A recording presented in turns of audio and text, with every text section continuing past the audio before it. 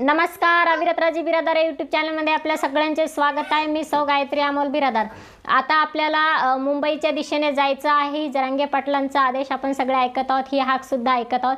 ही जरांगे पाटलांची हाक आहे समस्त मराठा मुलांसाठी, मराठा पुत्रांसाठी आहे।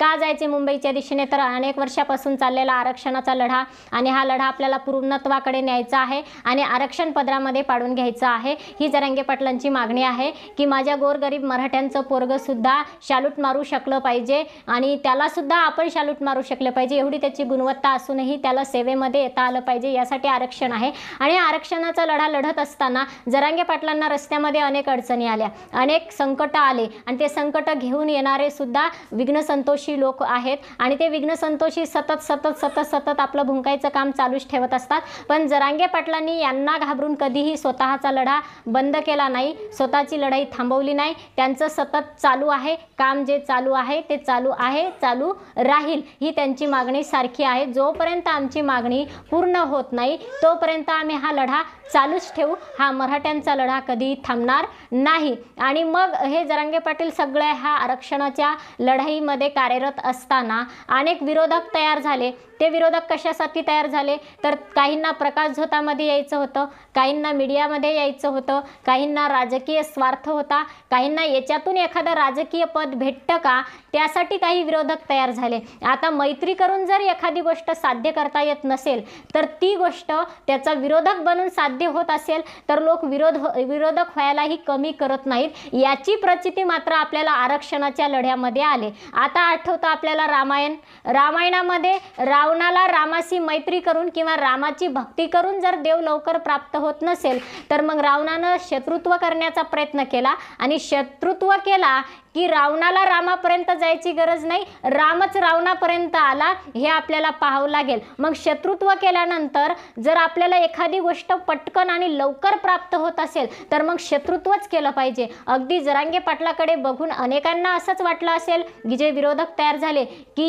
यांच्यासोबत लढून जर एखादी गोष्ट आपल्याला साध्य होत नसेल, प्रकाश झोतामध्ये आपण येत नसेल त्यांच्यासोबत लढाई करून, त्यांच्यासोबत जर आपण राहून त्यांना सहकार्य करून आपण प्रकाश झोतामध्ये येत नसेल, आपल्याला एखादं राजकीय पद त्यांच्यासोबत रात्रंदिवस काम करून मिळत नसेल तर मग आपण एक केलं पाहिजे, जरांगे पाटलासोबत शत्रुत्व करायचं। रोज जरांगे पाटील काय जे बोलतील, फेसबुकलाही येऊ का मीडियासमोर येऊ किंवा पत्रकार परिषदेमध्ये लाईव्ह असोत, जरांगे पाटलांनी एखादा मुद्दा मांडला की त्याच्या विरोधात आपण उचलायचं, त्याच्या विरोधात ओरडायचं, त्याच्या विरोधात भुंकायचं, म्हणजे आपण लवकर प्रकाश झोतात येतो, ही त्यांचा एक उद्देश। आणि मग त्यांनी काय केलं, अनेक फेक अकाउंट काढायला सुरुवात केली विरोधकांनी। फेक अकाउंट काढल्यानंतर जास्तीत जास्त फेक अकाउंट कसे काढता येतील आणि जास्तीत जास्त जरांगे पाटलांच्या मुद्द्याला खाली प्रतिक्रिया कशा देता येतील, हे मुख्य काम त्यांनी हाती घेतलं।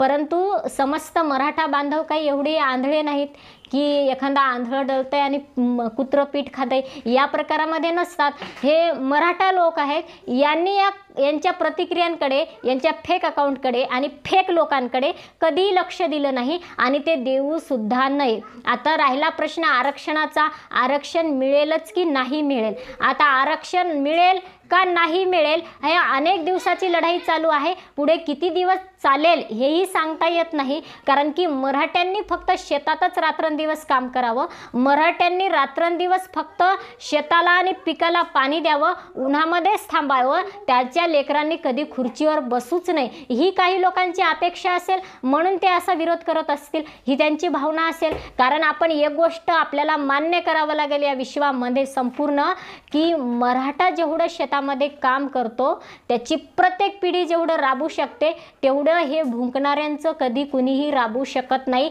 हे त्रिकालबाधित सत्य आहे। कारण की आपण अनेक ठिकाणी बघितलंय, अनेक जण म्हणतात आम्ही शेती करतो, आम्ही शेती करतो, पण शेती करणाऱ्यांमध्ये फरक आहे।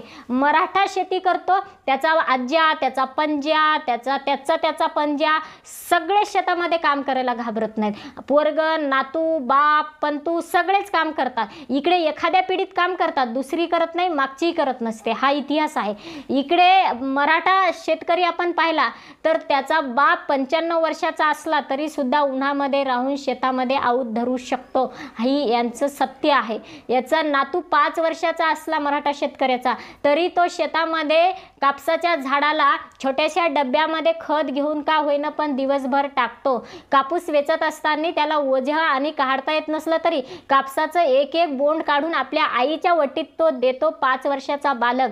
हा इतिहास आहे. या म्हणून जरांगे पाटील मराठ्याचा मुलगा सुद्धा खुर्चीवर बसावा यासाठीच का नुसतं कष्टच करावं, रात्रंदिवस सापाचे वेढेच त्याच्या पायाला घातलेले असावेत, रात्रंदिवस रानडुकरांच्या हल्लेच त्याच्यावर व्हावेत, रात्रंदिवस वाघाचे हमलेच व्हावेत शेतामध्ये कष्ट करत असताना. हे नाही, कुठेतरी ह्या पण लेकरांना न्याय मिळाला पाहिजे. रात्रंदिवस एकाच विशिष्ट समुदायाने शेतीसाठी झटावं आणि विश्वाला अन्न पुरवावं का बरं? सगळ्यांनीच करावं. आता वास्तव आहे, एक बाई म्हणत होती, तिला सहज विचारलं की तुमचं शेतामध्ये काम कोण करतंय, तुम्ही तर रात्रंदिवस दारामध्ये झाडाखाली खुर्ची टाकून बसलेल्याच असता, तशा अनेक असतात प्रत्येक गावामध्ये आपण पाहतो. मग ती म्हणली आम्हाला 1 एकर शेत आहे, हे आम्ही शेतामध्ये काही काम करत नसतो. मग शेत कोण सांभाळते? आम्ही माणसं लावून करून घेतो म्हणले. आता 1 एकरवाल्या शेतकऱ्यांनी शेतामध्ये खरंच किती काम केलं पाहिजे, कारण की 1 एकर शेत सुद्धा कुटुंबाचं भरणपोषण चांगलं आणि स्वावलंबी जीवन बनवू शकतं कष्ट केले तर. पण ते करत नाहीत का? आमच्यामध्ये शेती म्हणजे हेच समजतात म्हणते, आमच्यामध्ये शेतात काम करणाऱ्यांना भावच देत नाहीत, आमच्यामध्ये खुर्ची बसायचं, नोकरी नसेल तर आपलं उगं मिळेल तसं धान्य आणायचं, 1 दिवस आणलेलं 10 दिवस पुरवायचं आणि बसायचं, आमच्यामध्ये यालाच महत्त्व देतात. पण इकडे आपण मराठा पाहिला तर जो शेतामध्ये काम करत नाही त्याला अक्षरशः त्याच्या घरी मुलगीसुद्धा देत नाहीत लोक.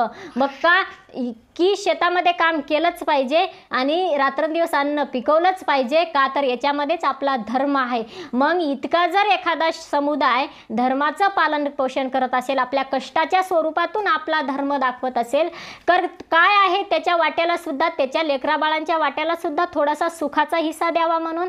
पण नाही, मग जरांगे पाटलांचे विरोधक याच्यामुळेच तयार झाले की ह्या समुदायाला हा रात्रंदिवस कष्ट करत असला तरी यांच्या लेकराबाळांच्या पदरामध्ये आम्ही काडीच्या शेंड्यावर किंवा सुईच्या आणीवर बसेल एवढं सुद्धा सुख मिळू देणार नाही, ही यांची धारणा.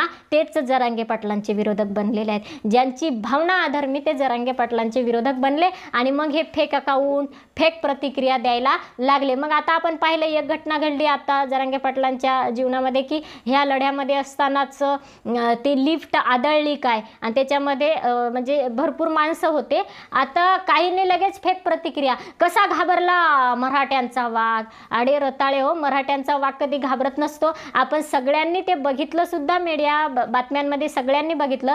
जरांगे पाटलांना आपण थोडं तरी घाबरलेलं बघितलं का?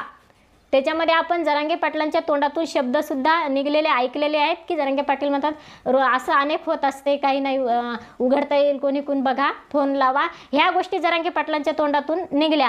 पण लगे घाबरले किंवा पडले किंवा थरथर हारायलेत वगैरे असं कुठेही आपल्याला त्यामध्ये दिसलेलं नाही. हे वास्तव आहे आणि म्हणून या फेक लोकांना कधीही आपण डोक्यात घ्यायचं नाही. आणि हे फेक लोक 2-4 तास बसलेलेच आहेत, बाया आहेत, काही माणसं आहेत, काही पत्रकारांना बोलवून आपल्या समोर बोलवायचं आणि जरांगे पाटलांबद्दल फेक फेक फेक काही फेकायचं.